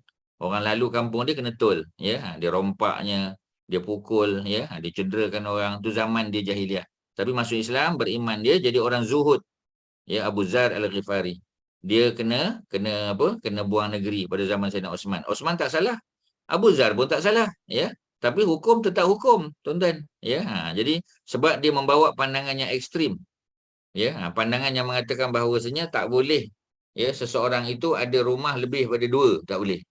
Ya, kalau isteri dia satu, kena ada satu rumah saja. Tapi kalau dia ada lebih, dia mungkin ada rumah lebih pada tu. Ya, Osman ada lebih. Ya, Osman juga ada kemampuan sebab dia tidak ambil duit rakyat. Ya, dia adalah orang kaya, dia peniaga besar. Jadi bila dia jadi khalifah, ya, boleh tak dia gunakan ya duit yang dia dia perolehi semasa zaman dia berniaga dulu? Boleh lah. Ya, sebab apa kita panggil ya? Khalifah dia tak boleh bekerja lagi ya semasa dia menjadi khalifah tak boleh kerja Abu Bakar kan? Ya, kita dah baca dah dalam Khalifah 4 tu. Ya, boleh tak dia bekerja? Tak boleh. Ketika Abu Bakar dilantik menjadi khalifah, ya, apa berlaku? Pagi-pagi dia nak pergi kedai dia nak pergi berniaga. Ya, Omar nampak, Omar panggil dia. Omar kata tak boleh. Ya, sebab dia dah jadi khalifah, dia kena fokus. Ya, dia tak boleh berniaga lagi. Ya, mana kalau seseorang tu dia menteri, ya, dia dulu peniaga, dia dilantik menjadi menteri, dia tak boleh buat kerja tu lagi. Dia kena fokus pada jawatan dia tu, ya. Sebab tu dia ada allowance, dia ada gaji yang berpatutan lah dengan kerja yang dia buat tu. Ya, kalau dia tak nak ambil gaji lagi bagus, dia ada duit. Ya, tapi kalau dia nak ambil tak salah. Ya, tapi macam tadilah, ya, janganlah maknanya minta benda-benda yang bukan-bukan. Ya, ganti tu, ganti ni, ganti kereta, ganti rumah, ya, ganti semua. Tak boleh lah tuan-tuan. Ya, dalam keadaan negara susah, rakyat susah, ya. Orang yang senang-senang tak apalah, yang rakyat dulu susah di kampung tak ada makanan tu. Ya, jadi kita kena fikir yang masalah rakyat tu macam kita sebut tadi. Ya, cerita yang berkaitan dengan zaman Saidina Ali tu, ya, nak bagi aman dulu. Muawiyah tak tengok yang tu sebab dia bukannya dia bukan khalifah besar. Ya, dia hanya kontrol wilayah Syam saja. Negeri Syam ni orang kaya tuan-tuan. Negeri Syam ni orang kaya. Mereka ni bekas Byzantine Empire. Tuan-tuan bila tengok konteks tu tuan-tuan akan tahu beza. Pasal apa Muawiyah macam tu? Dia duduk tempat orang kaya. Ya, tetapi di Iraq lain. Tetapi di Madinah, di Mekah lain. Ya, jadi banyak lagi orang susah. Ya, di Iraq terutamanya kita kata. Walaupun mereka juga bekas Persian Empire, betul, ya. Tetapi macam tadilah Parsi ni kita tahulah. Ya, mereka ni lavish dia punya pemimpin dia. Dia punya maharaja dia, ya, menteri-menteri dia, tentera dia, bajet dia punya military bajet besar, ya. Rakyat susah pun ada sebahagian juga. Jadi Ali melihat bahawasanya kena amankan dulu.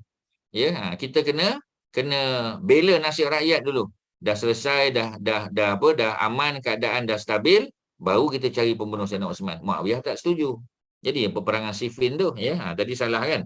Tadi peperangan Hunain tadi, Hunain zaman Nabi, Siffin zaman Abu Bakar dan zaman Ali dan Muawiyah.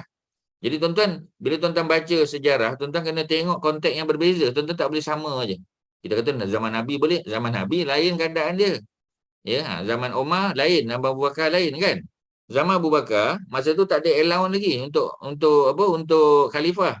Maka Umar lah yang mencadangkan, ya, mesyuarat, cadangkan supaya diberikan allowance daripada Baitul Mal kepada Abu Bakar supaya Abu Bakar tidak perlu lagi pergi ke pasar, ya, berniaga.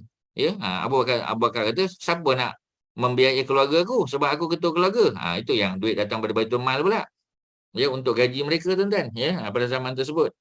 Zaman Nabi, ya. Jadi tentera yang kita panggil tentera yang terlibat, ya, mereka dapat habuan ghanimah, ya, dapat habuan harta rampasan perang. Tapi pada zaman Saidina Umar, ya, zaman Nabi itu yang dapat tanah dibagi-bagi tanah kepada tentera. Zaman Umar tanah yang dirampas tak bagi pada tentera lagi sebab tentera dah ada gaji tetap. Tentera dah dapat duit lain pula, ya. Jadi lain beza tuan-tuan, ya, zaman yang berbeza. Jadi kita tak boleh samakan. Ya. Kerana lain zaman lain, ya. Lain keperluan dia. Ya. Jadi benda-benda tu diduduk dalam kitab sirah tuan-tuan. Ya. Jadi dia tak duduk dalam sebab kalau fiqh yang kita tengok, fiqh yang kita belajar fiqh solat. Solat, puasa, zakat, haji, benda-benda ibadah khususiah. Jarang kita tengok persoalan ekonomi masyarakat, sosial, politik, ya, education, jarang tuan-tuan. Jadi sebab tu bagi kita benda ni benda yang agak kita panggil rare. Jarang kita dengar, ya. Jadi dalam kitab sirah lah macam ni, ya. Ya, alhamdulillah kitab akhlak ni walaupun dia cerita tentang akhlak Nabi, sifat-sifat mahmudah dan mazmumah, tapi dia bawa contoh-contoh daripada sirah perjalanan hidup Nabi dan para sahabat. Alhamdulillah tuan-tuan. Lagi besar kita punya spektrum ilmu tu. Baru kita dapat berbeza. Jadi bila kita tengok apa yang sedang berlaku sekarang di negara kita, tidaklah pelik. Ya, memang tak pelik tuan-tuan. Ya, sebab apa pelik? Sebab dulu-dulu pun dah berlaku. Ya, tuan-tuan ingat tak?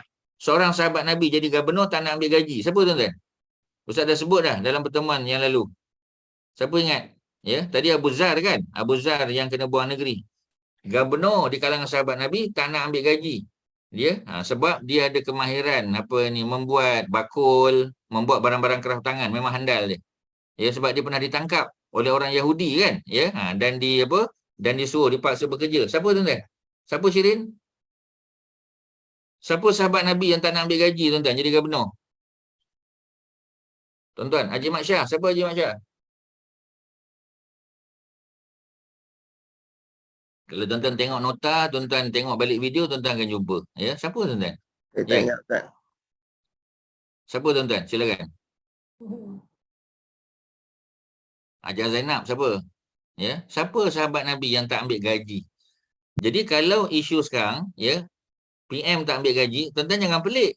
Kita kata, uish, tak pernah dibuat dia orang. Allahu Akbar. Baca sirah lah. Kan? Ustaz selalu cakap macam tu. Tuan-tuan tak baca sirah, tuan-tuan tak tahu. Jangan tuduh-tuduh. Ya? Tengok balik zaman silam. Sahabat Nabi jadi gubernur tak ambil gaji. Siapa tuan-tuan? Ya? Siapa tak ambil gaji? Tuan-tuan dah lupa dah. Ya? Ke tuan-tuan tak ada salin nota, tuan-tuan? Tuan-tuan dengar. Tuan-tuan baring atas katil je memang tak dapat lah tuan-tuan. Ya? Tuan-tuan boleh dengar macam tu je lah. Siapa tuan-tuan? Siapa? Haji Fuad? Siapa Haji Fuad? Dato' Osman? Siapa? Gubernur sahabat Nabi tak ambil gaji. Ya, Ustaz dah bagi tahu tadi dah. Dia kena tangkap oleh Yahudi bekerja di ladang di Madinah tu. Ya, dengan sebab tu dia pandai kerah tangan, dia pandai buat bakul ya daripada apa kita panggil ya, daripada pelepah kurma tu. Ya, kemudian bila dilantik menjadi gubernur di Iraq, beliau tak ambil gaji kerana bagi dia cukup dengan hasil apa yang dia buat tu. Sebab hidup simple tuan-tuan, ya, hidup simple. Siapakah lelaki tersebut tuan-tuan? Ya, kalau Ustaz sebut satu lagi dia punya poin, tuan-tuan dapatlah. Ya, tapi tuan-tuan nanti tak berfikir. Siapa tuan-tuan? Silakan. Siapakah sahabat Nabi ya yang tak ambil gaji, gubernur? Kerana dia mahir, dia kena tangkap. Datang Madinah kena tangkap. Siapa datang Madinah kena tangkap? Dah tentulah bukan muhajirin. Ya, bukan muhajirin Mekah kan? Siapa tuan-tuan? Siapa yang daripada luar datang? Ya, datang, kemudian kena tangkap, dia mencari agama. Siapakah sahabat Nabi yang pernah agama lain, masuk agama Kristian, ya, kemudian masuk Islam? Siapa tuan-tuan? Salman Al-Farisi. Salman, ya, Salman Al-Farisi. Ya, baru-baru ni kami ziarah kuburnya tuan-tuan. Ya, di Baghdad. Ya, Salman Al-Farisi. Tapi orang Iraq tidak panggil Salman Al-Farisi. Orang Iraq panggil dia Salman Al-Muhammadi. Kerana ketika Salman datang, dia sunyi sebab dia tak ada keluarga di Madinah. Dia mengadu pada Nabi. Ya, Nabi kata Salman minni ahlul bait. Ya, dalam hadis yang sahih Nabi kata Salman adalah daripada aku dan beliau adalah daripada ahli keluargaku. Ya, dalam riwayat lain disebut wa ana minhu, dan aku daripada kalangan dia. Maknanya Nabi mengaku Salman tu keluarga Nabi. Sebab tu Salman dipanggil bukan Salman Al-Farisi lagi. Salman Farisi sebab dia datang dari Parsi kan. Salman Al-Muhammadi kerana dia daripada keluarga Nabi Muhammad sallallahu alaihi wasallam, tuan-tuan. Ya, dapat ilmu baru tuan-tuan. Ya, jadi maknanya dia punya kedudukan Salman ni. Dia kena tangkap di Madinah dan akhirnya nanti ya dia dapat membebaskan diri. Tuan-tuan ingat kan? Ya, dia gunakan duit upah dia dan juga duit dia jual bakul apa semua tu ya, kumpul-kumpul untuk membebaskan diri dia. Ya, dan beliaulah yang telah mencadangkan kepada Nabi untuk dibuat parit. Tuan-tuan jangan lupalah poin-poin penting macam tu. Sahabat Nabi yang kena buang negeri, ya, kemudian dimandikan oleh isteri dan anaknya saja. Abu Zar Al-Ghifari, asalnya lanun, jahat, tapi jadi baik. Ya. Salman Al-Farisi, asalnya agama Majusi, kan? Kemudian jadi Kristian. Kemudian padri bagi tahu dia, ya, nanti akan datang seorang Nabi pada akhir zaman di sebuah tempat yang dipenuhi dengan pokok kurma, tuan-tuan. Itu yang Madinah tu. Ya, pokok kurma Madinah lah. Ya, sinonim dengan Madinah. Kemudian dia pun cari Nabi tu. Tapi dia datang di Madinah, dia kena tangkap. Dia tak pandai bahasa Arab. Dia pandai bahasa Hebrew saja. Ya. Kemudian dia pun nak masuk Islam, kena tangkap. Ya. Dan akhirnya bebas. Bila dia bebas datang jumpa Nabi, dia tak pandai bahasa Arab. Dia cakap Parsi. Nabi tak pandai cakap Parsi. Maka Nabi telah hantar seorang sahabat Nabi, Zaid bin Sabit, yang berusia sekitar 11 tahun. Ya. 11-12 tahun pada masa itu. Untuk menterjemahkan ya apa yang dicakap oleh Salman Al-Farisi. Sebab Salman dia guna bahasa Hebrew. Ya, jadi Zaid bin Sabit dihantar oleh Nabi untuk pergi ke satu kampung Arab, ya, Arab Ansar yang berada bersebelahan dengan kampung orang Yahudi. Ya, jadi dia belajar bukan belajar daripada Yahudi. Yahudi jahat tuan-tuan, takut menipu. Ya, dia belajar daripada orang kampung tu yang neighbor kepada orang Yahudi tu, yang dalam masa 2 minggu kan dia menguasai dan akhirnya beliaulah yang menjadi penterjemah Nabi untuk apa-apa perkara yang berkaitan dengan bahasa Hebrew, tuan-tuan. Ya, kita dah cerita, tuan-tuan. Tuan-tuan salin lah. Ya, tuan-tuan salin, tuan-tuan catat. Ya, sebab benda-benda ni berkaitan dengan para sahabat, tuan-tuan. Ya, tuan-tuan, untuk kita cinta para sahabat, tuan-tuan kena tahu tentang mereka. Baca sikit-sikit lah. Ya, mungkin tuan-tuan tak ada peluang macam ustaz, ya, ada banyak peluang lah untuk pergi ziarah, untuk pergi tengok kan. Jadi dia memang lekat lah. Ya, tapi tak apa, tuan-tuan. Ya, tuan-tuan boleh dengar, ustaz boleh share dengan tuan-tuan. Tuan-tuan boleh baca buku, boleh Google, boleh macam-macam, tuan-tuan. Ya. Kerana bukti kita cinta pada para sahabat, kita belajar tentang mereka. Ya, dan dapat pahala, tuan-tuan. Belajar tentang para sahabat ni dapat pahala. Ya, mencintai orang Ansar dapat pahala, mencintai Muhajirin lagi besar pahala, tuan-tuan. Ya, dan Salman Al-Farisi salah seorang daripada Muhajirin yang datang berhijrah. Walaupun bukan daripada Mekah, dia daripada Parsi. Jadi benda-benda macam itu tuan-tuan kena ambil maklum. Okey, ada apa soalan? Silakan. Banyak dah, tuan-tuan, kita cerita malam ni. Ada soalan apa? Silakan. Ya, Sister Dazlia ada apa? Ya, Haji Mat Syah, silakan. Dia perang Hunain ni Ustaz. Yang Ya. Ustaz kata 40,000 orang mati. Maknanya perang tu besar, Bukan, Ustaz. Sifin tadi yang 40,000 lebih mati. Oh, bukan Yang bukan Hunain perang tak. Hunain ya. Oh. Yang Hunain ni zaman Nabi tak. Ya, tak ramai yang mati. Ya, yang Sifin tadi zaman Ali tu yang 40,000 lebih. Oh, okey, sorry. Tak apa. Sebab jumlah tentera ramai dah zaman Ali tu, jumlah tentera ramai sebab tentera Ali daripada Iraq. Tentera Iraq tu besar haji. Ya, Basrah, Kufah dengan Najaf dengan memang luas. Sedangkan tentera Muawiyah datang daripada negeri Syam. Negeri Syam ni Jordan, Palestin, Syria, Lebanon. Berapa besar haji. Tentera yang datang tu jumlahnya, yang datang berperang tu tak kurang 30,000, 40,000 satu grup. Senang. 40,000 lawan dengan 40,000. Jadi kalau yang mati 40,000 juga tak pelik, tuan-tuan. Sebab memang pada masa tu tentera sudah jumlahnya ramai. Dan mereka ni bukan sahabat Nabi, bukan dah. Segelintir saja Bahaya sahabat Nabi. dengan siapa menang perang tu Ustaz? Sayyidina Ali lah. Oh, tentera Islam ya. Tentera Muawiyah pun tentera Islam haji. Islam lawan Islam haji. Oh, Islam lawan Islam. Islam ya. Itu yang Ustaz sebut tadi, tuan-tuan dengar sekali lagi. Sayyidina Ali, dia khalifah pada masa tu, berpusat di Kufah. Kufah tu di Iraq, sebab tu Sayyidina Ali disokong oleh orang Iraq. Orang Syiah kan banyak di Iraq, di Iran, jadi Sayyidina Ali jadi khalifah, Muawiyah jadi gubernur saja. Gubernur tu duduk bawah Ali lah. Tetapi gubernur dia tak setuju dengan keputusan Ali. Keputusan Ali adalah untuk menangguhkan mencari pembunuh Osman. Tuan-tuan, dia bermula daripada pembunuhan Osman, tuan-tuan. Pembunuhan Osman. Jadi Muawiyah tak setuju. Bila tak setuju, berlakulah peperangan. Jadi dalam peperangan tersebut, Ali lah menang. Dekat-dekat Ali nak menang, maka Muawiyah, dia diberi cadangan supaya angkat Quran, mushaf tu. Bukanlah mushaf penuh 30 juzuk, Jadi maknanya cebisan-cebisan, tulisan-tulisan Quran tu diangkat. Sebab apa, tuan-tuan? Sebab Quran pada masa tu besar, tuan-tuan. Ditulis tu atas kita panggil, atas kulit binatang. Kulit rusa, kulit kijang. Quran yang ada pada masa tu, adalah Quran yang besar, memang besar sungguh. Kalau tuan-tuan pergi ke Tashkent, Tashkent Islamic Center, ada, tuan-tuan, kat situ besar. Nak baca pun tak boleh, tak ada titik, tak ada baris. Jadi kalau dalam perang Siffin tu, dalam perang Siffin dia angkat Quran, tak munasabah lah. Tak Quran nak angkat, Jadi oleh kerana itu dia angkat cebisan-cebisan Quran saja. Mungkin surah-surah tertentu, yang dibawa oleh para sahabat, diangkat di hujung tombak sebagai satu tanda untuk menyerah kalah. Tapi mereka nak buat perbincangan. Bila nak buat perbincangan, maka apa yang berlaku? Yang berlaku ialah pasukan kedua-dua ni, mereka bersetujulah untuk berdamai. Jadi bila Ali bersetuju, maka sebahagian daripada kumpulan Ali ni Syiah lah. Tapi Syiah zaman Ali bukan sama Syiah zaman sekarang, tuan-tuan. Syiah zaman Ali tu Syiah politik.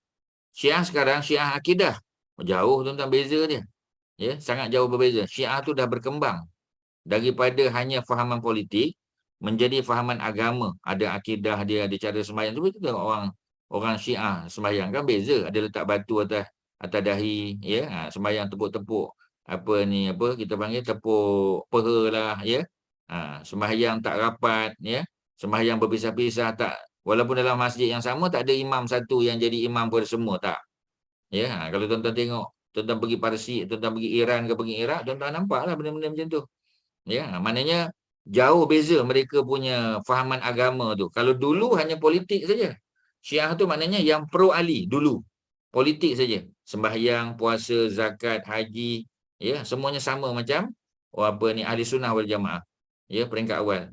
Daripada grup tu pun ada yang keluar yang tak setuju dengan keputusan Ali untuk berdamai dengan Muawiyah tadi. Ya, maka apa yang berlaku? Yang berlaku ialah mereka keluar daripada grup Ali. Dipanggil Khawarij. Khawarij tu asalnya Syiah, tapi keluar daripada kumpulan tersebut. Dan mereka lawan Ali pula, Khawarij ni. Ya, berlaku pula perang lain, tuan-tuan. Ya, perang Nahrawan pula berlaku. Ya. Jadi mati pula, ya. Apa kita panggil? Ya, beribu pula mati, tuan-tuan. Ya, jadi panjanglah cerita dia, memang panjang lagi. Dan cerita-cerita ni sebenarnya semuanya ada dalam buku Khalifah 4 tu, Khulafa' Rashidin yang kita guna untuk Nia. Ya, Jumaat malam Sabtu yang kita punya kuliah 2 kali sebulan tu, benda-benda tu ada dalam tu. Tapi kita belum sentuh lagi lah sebab kita baru sampai Abu Bakar tu kan. Ya, lepas Abu Bakar baru cerita Umar. Ya, lepas Umar baru Osman, lepas tu baru Ali, baru Hasan sebagainya. Ya, itu cerita dia, panjang lagi lah. Ya, tapi kalau tuan-tuan Google je, tuan-tuan jumpalah. Briefly tuan-tuan akan jumpalah.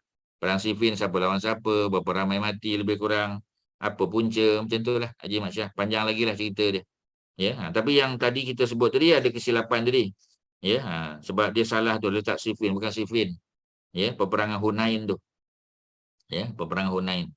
Peperangan di mana Syaimak tadi kena tangkap tadi kan. Syaimak tu Nabi punya adik-beradik susuan. Ya. Okey, ada apa? Silakan tuan-tuan. Ada apa nak tanya? Terima Ya. kasih Ustaz. Sama-sama ya. Ustaz, tadi Ya. ziarah kubur tu tak settle lagi Ustaz, hukum dia. Ya. Tuan-tuan tak jawab lagi, ya? Apa jawapan dia? Sunat, Harus Ustaz, ke? sunat. Ya. Ya. Jadi secara umum, ya, berdasar pada hadis tadi, tuan-tuan kena faham, ya. Hadis tadi mula-mula kata apa? Nabi kata, aku pernah larang kamu untuk ziarah kubur. Aku pernah larang. Bila pernah larang tu hukumnya haram ziarah kubur. Ya, sekarang Nabi kata, Ustaz terjemah bahasa Melayu ya. Nahaitukum an ziaratil kubur. Dulu aku pernah halang kamu daripada menziarahi kubur. Nabi kata macam tu. Dulu aku pernah larang. Ya. Jadi bila Nabi kata dulu aku pernah larang, maknanya hukum menziarahi kubur dulu adalah haram hukum dia. Bukan makruh tau, haram.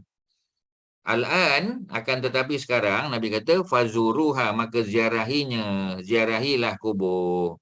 Ini bagi orang perempuan lah. Bukan orang lelaki ya, ni cerita orang perempuan ni. Konteks dia orang perempuan. Dulu haram, sekarang ya dibenarkan pula, ya, disuruh pula. Walaupun suruhan tu daripada Nabi, tetapi hukumnya bila didahului dengan pengharaman, larangan, maka hukumnya adalah harus saja, tuan-tuan. Harus saja, ya. Hukumnya adalah harus saja. Ya. Jadi dalam Quran ada banyak bentuk macam ni, ya. Jadi Ustaz bagi contoh lain ya. Yang tadi kita dah selesai dah. Dulu Nabi haramkan perempuan ziarah kubur kerana orang Arab ni, ya, dia tak boleh kontrol diri dia. Ya, dia menjerit, dia meraung, ya, dia pukul-pukul badan dia, ya, dia koyakkan baju dia, macam-macam, tuan-tuan. Ya, jadi oleh kerana itu Nabi larang. Tetapi sekarang bila orang Arab Quraisy ni, bila orang Arab Ansar ni, mereka sudah kuat iman dia, mereka sudah boleh kontrol diri dia, maka Nabi kata sekarang maka ziarahilah kubur. Jadi kerana perintah Nabi itu datang selepas larangan, maka hukumnya tak jadi sunat. Hukumnya tak jadi wajib, apa lagi wajib? Ya, hukumnya adalah harus saja, tuan-tuan.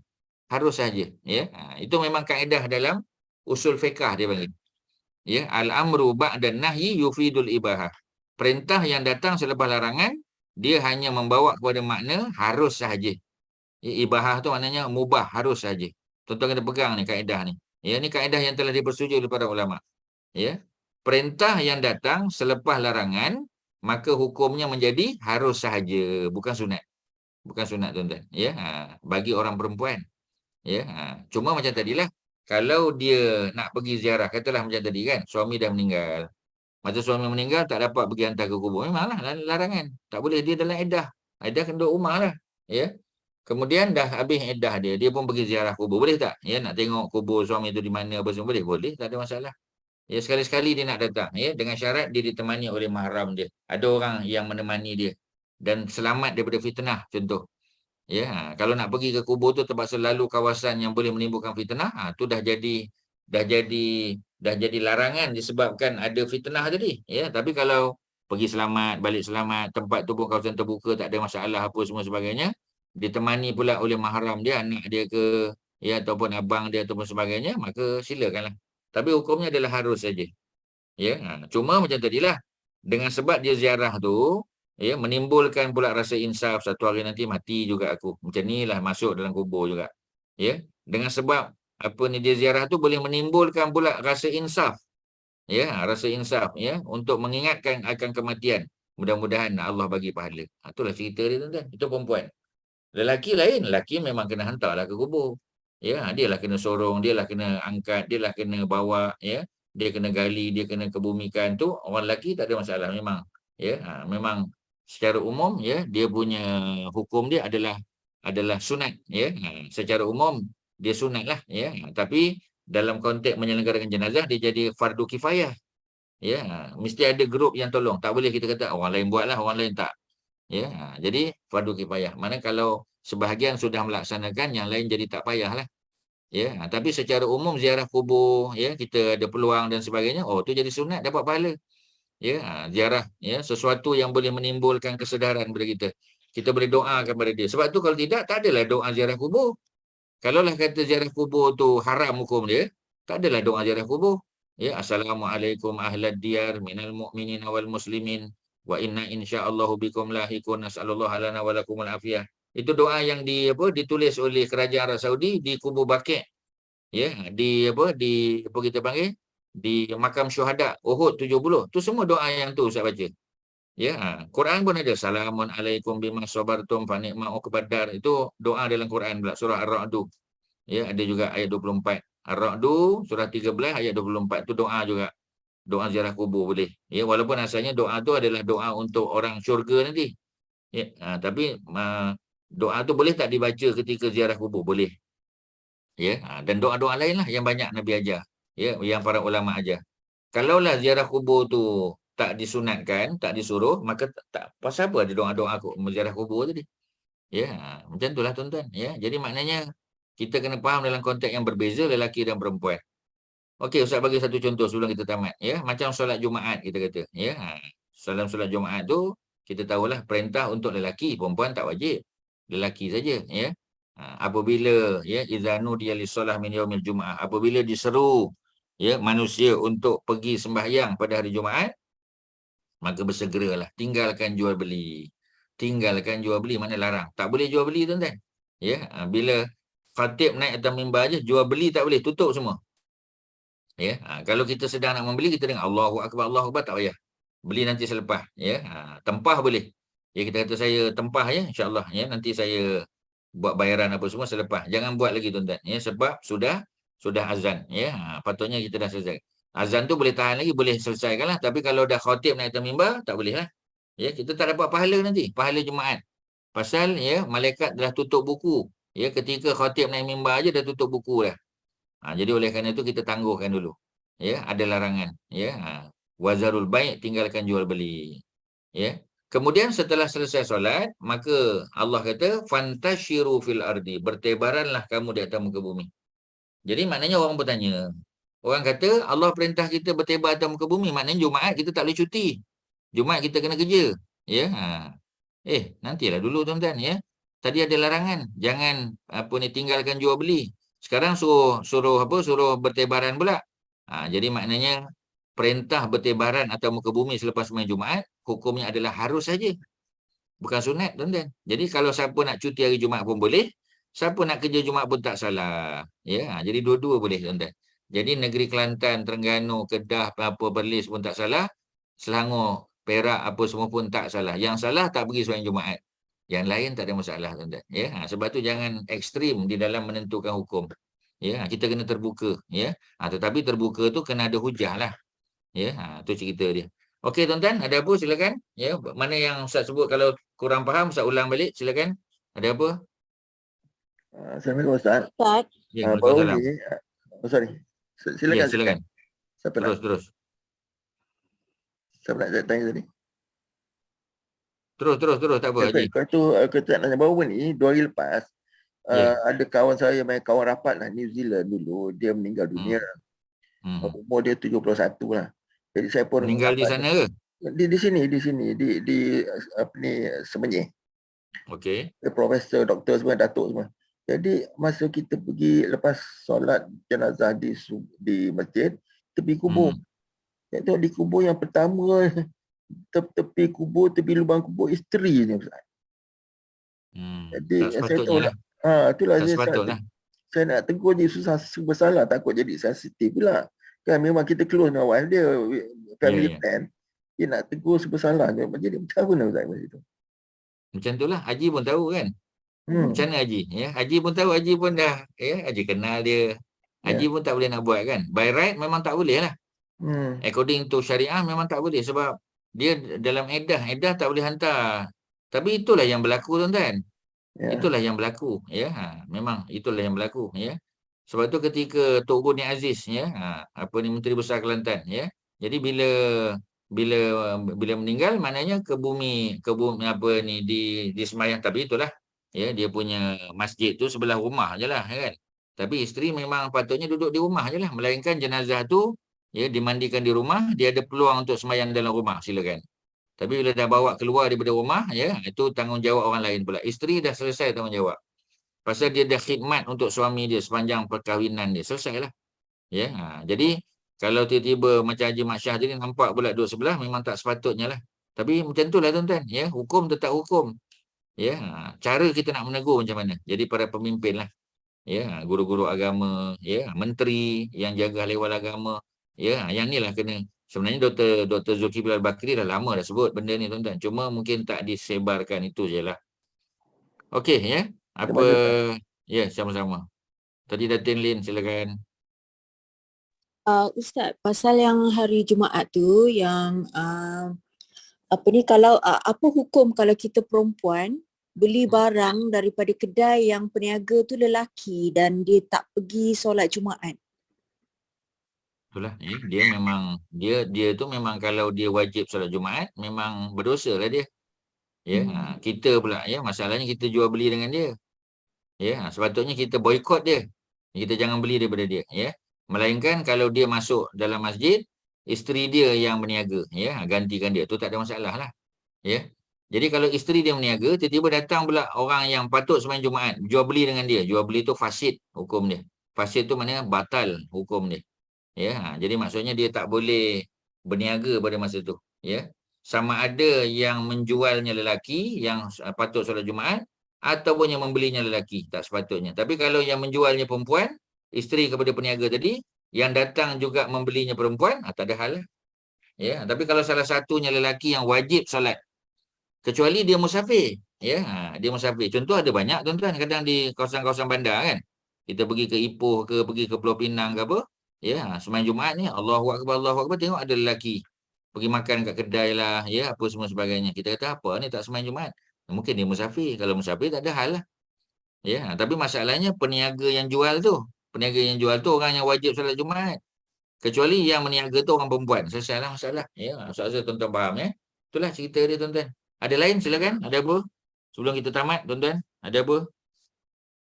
Ya, Shirin ada apa lagi? Kak Mas, ya, ada apa? Kak Masita, ya, Hajah Zainab, Kak Mariatun. Apa soalan silakan sebelum kita tamat. Ada Ustaz, terima kasih. Tak ada, ya. Ya, sama-sama. Ustaz ada Okey, satu ya. tadi Ustaz sebut ciri doa yang segera tu. Apa term dia Ustaz? Istiqjal.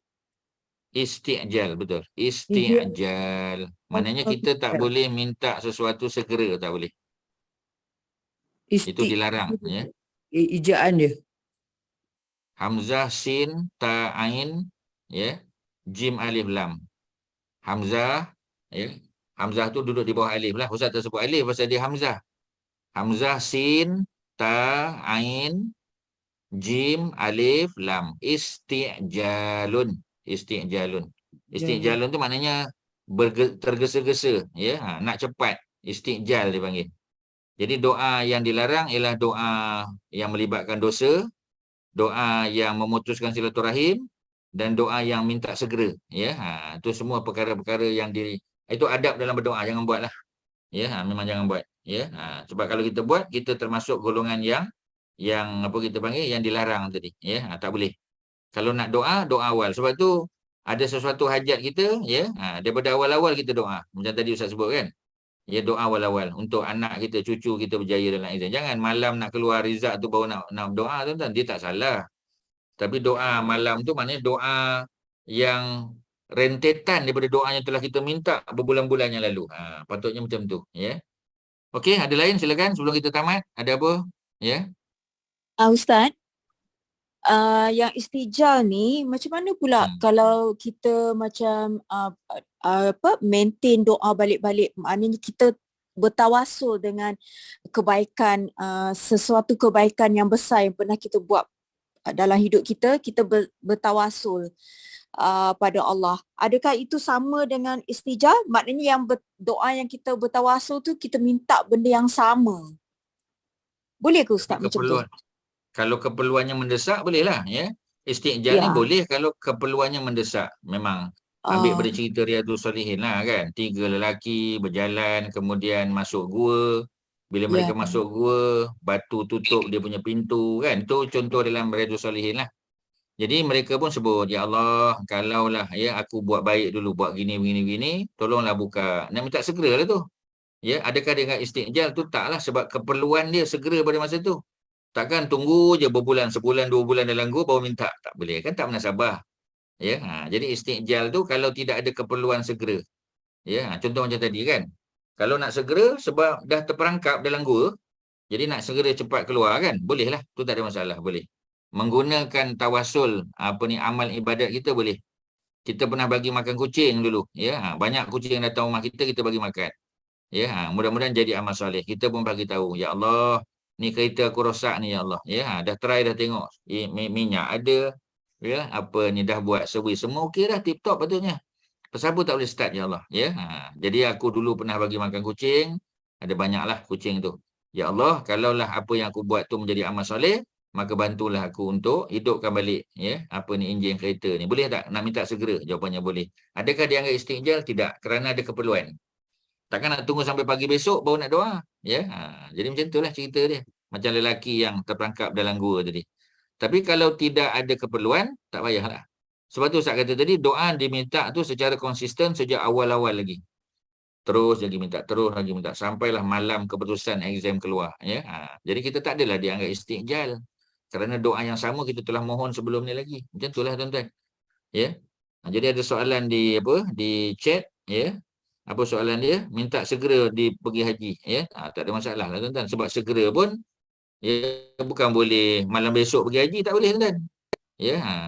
Jadi apa kita panggil, ya, salah lah, ya. Doa nak cepat pergi haji. Haji tu setahun sekali tuan-tuan. Ya, haji tu musim bulan kita panggil, bulan Zulkaidah nanti, ya. Sekarang ni baru belum Ramadan pun belum lagi, ya. Boleh tak minta, ya.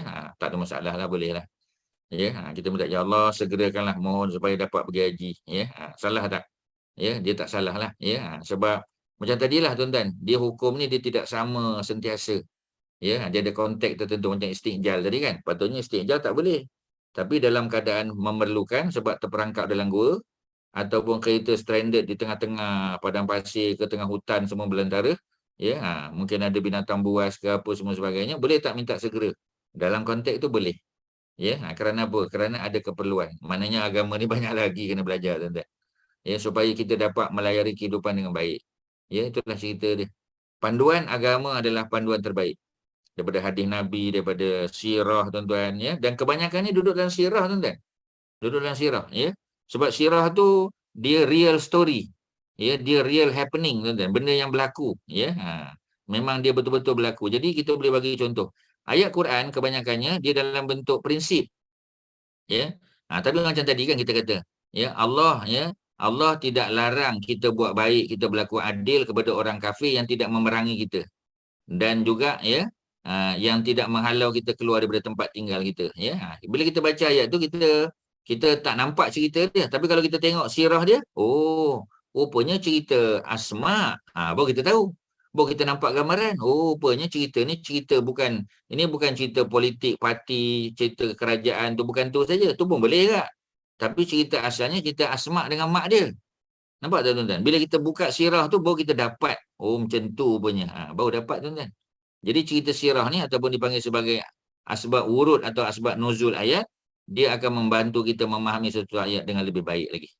Itulah yang boleh Ustaz kongsi malam ni. Mudah-mudahan ada manfaat. Terima kasih kepada semua, Haji Mak Syah. Ada Ya. soalan Ustaz. Ada apa lagi? Ada okey, saya baca dalam hadis 40 Imam Nawawi, hadis nombor 13, dia ceritakan Anas bin Malik punya mak minta doa terus kepada Nabi, minta doakan agar anak dia Anas bin Malik ni dibanyakkan harta, banyakkan anak dan panjangkan umur. Jadi Tuhan makbulkan doa ibu Anas bin Malik ni hingga ke Anas bin Malik itu jadi kaya dan anak pun ramai sampai 100 orang dan umur panjang sampai 99. Jadi soalan saya, adakah kalau ibu yang doakan anak lebih mustajab? Ibu minta doakan anak. Ibu minta Nabi doakan anak. Oh ya. Bukan ibunya doa. Ceritanya Nabi datang rumah dia je. Ya, tapi mak Anas bin Malik berdoa minta pada Nabi. Kan? Dia minta Nabi doakan. Oh, minta Nabi doakan. Bukan dia doa. Dah Nabi datang rumah. Sebab Nabi datang rumah bukan selalu. Sekali-sekali. Boleh tak minta Nabi doakan? Boleh. Adakah benda yang mak diminta tu benda segera, tuan-tuan?